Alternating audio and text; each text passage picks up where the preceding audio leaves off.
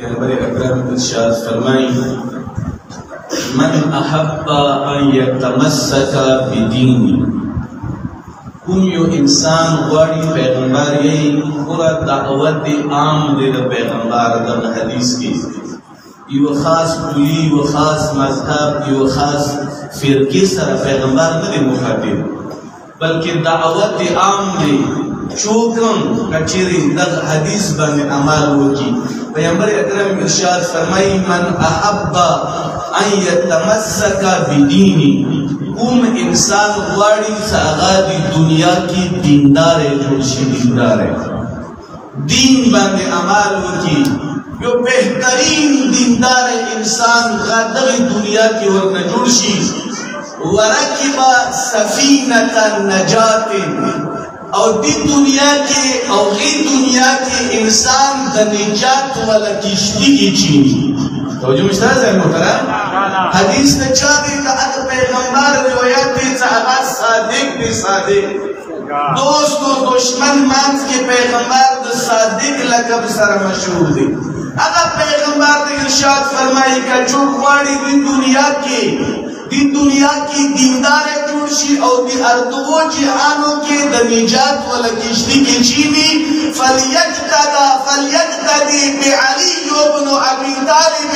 کدی دنیا کی دیندار غواړي جوړ شي او دی دو جهانو کې د نجات کشتی کې چینی څنګه دی دنیا کې درته تکلیف ملو شي نه جهان کې درته تکلیف ملو شي پیغمبر یې فلیقتدی بعلی ابن ابی طالب نور شاد مولا علی لمن ونسا نعرہ حیدری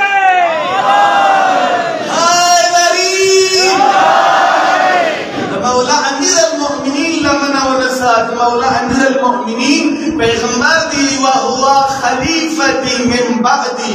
مانا بعد تاسو باندې د ما جانشین غا مولا امیر المؤمنین دی قوله قولی د مولا علی قول غد ما قول دی پیغمبر دی و امره امری او د ما امر یعنی د مولا علی امر غد ما امر دی پیغمبر کوم امر دی کوم حکم دی د پیغمبر که د پیغمبر حکم یا قول باندې ځان کوی قرآن دی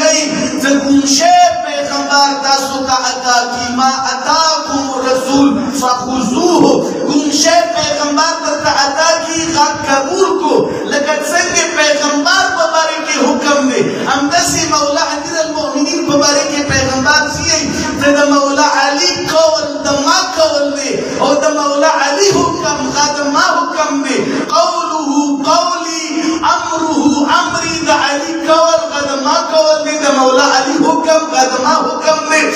من فارقه کچا مولا علی پریخلل توجه مشتاز ہے محترم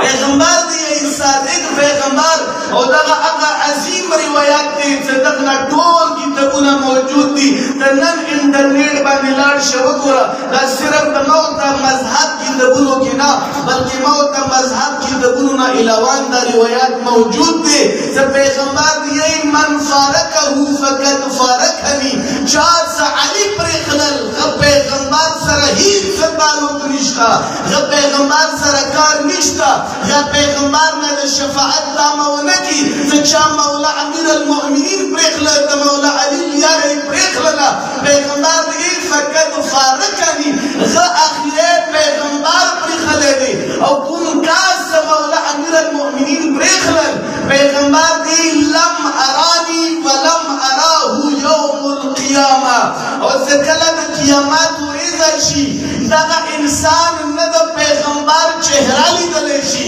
او نه پیغمبر ځان دپاره دا خوښوي چې کوم کاز په دنیا کې علی پرېښلی وي او پیغمبر